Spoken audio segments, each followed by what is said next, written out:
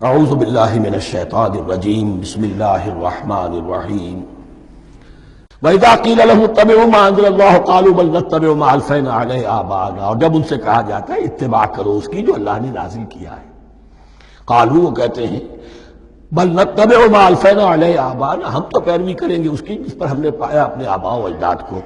اَوَ لَوْ كَانَ آبَاؤُهُمْ لَا يَعْقِلُونَ شَيْئًا وَلَا يَهْتَدُونَ، کیا وہ اپنے آباء و اجداد ہی کی پیروی کرتے رہیں گے، خواہ ان کے آباء و اجداد نہ کسی بات کو سمجھ پائے ہوں نہ ہدایت یافتہ ہوئے۔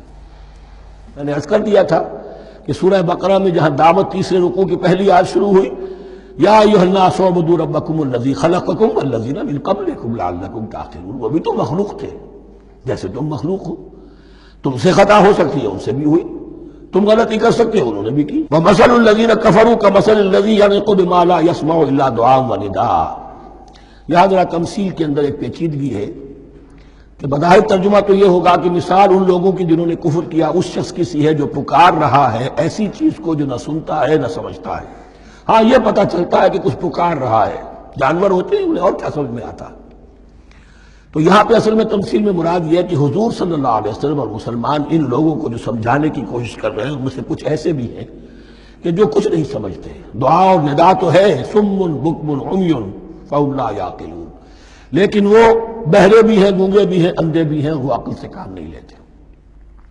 یا ایھا الذین آمنوا کلوا من طیبات ما رزقناکم، اے اہل ایمان کھاؤ ان تمام پاکیزہ چیزوں میں سے جو ہم نے تمہیں دی ہیں، واشکروا للہ، اللہ کا شکر ادا کرو، ان کنتم ایاہ تعبدون، اگر تم واقعتاً اسی کی عبادت کرنے والے ہو۔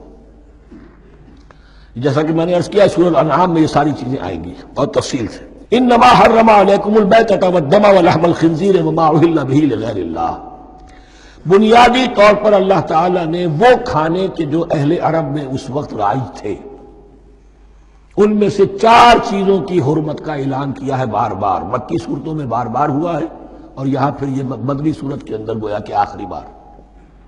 انما حرم علیکم المیتۃ، اللہ نے تم پر حرام کیا مردار کو جو اپنی آپ موت مر گیا، ذبح نہیں کیا گیا، والدم، اور خون حرام ہے، نجس ہے۔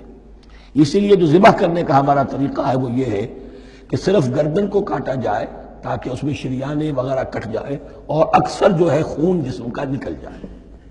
اگر جھٹکا کیا جائے جیسے سکھ کرتے تھے، ایک ہی تلوار کے وار سے گردن اڑا دی بکری کی، یا یہ کہ جیسے کہ یورپ وغیرہ میں ہوتا ہے، تو پھر وہ خون اندر رہ جاتا ہے جسم کے، اس کے اندر پھر وہ اینٹھن نہیں ہوتی اس حیوان کے جسم میں کہ جس سے خون جو ہے وہ باہر چلا جائے۔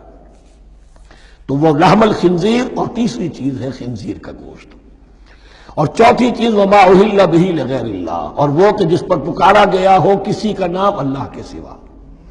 اب اس میں ایک چیز تو یہ ہے کہ جسی شے کو ذبح کرتے ہوئے کسی بت کا، کسی دیوی کا، کسی دیوتا کا تذکرہ کیا وہ تو حرام مطلق ہو ہی گیا، اس کا گوشت کھانا حرام مطلق ہے۔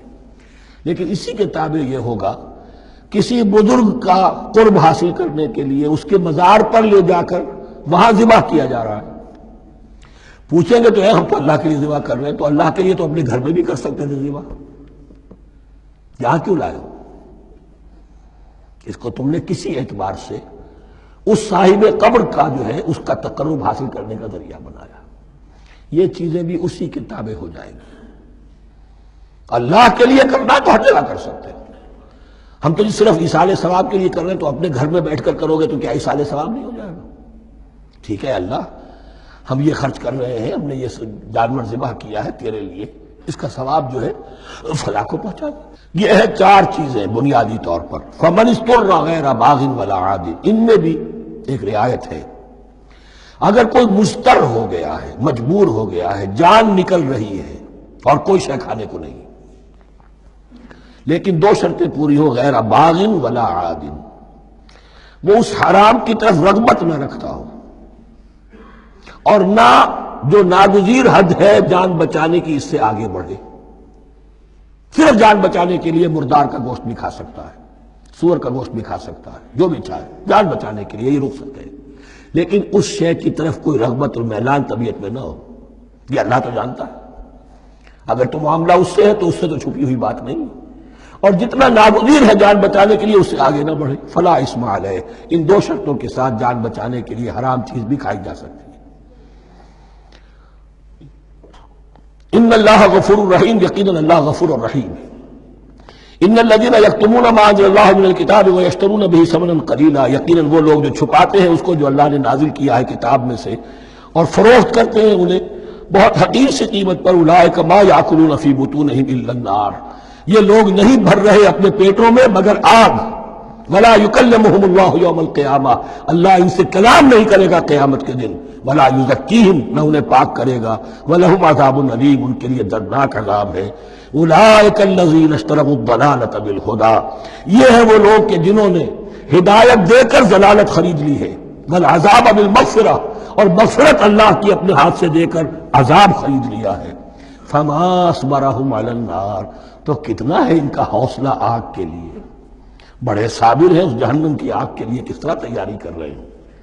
ذالک بان اللہ نزل الکتاب بالحق، یہ اس لیے کہ اللہ نے تو کتاب نازل کی حق کے ساتھ.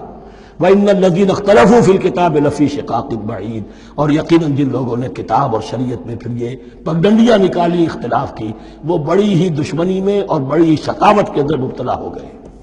صدق اللہ العظیم.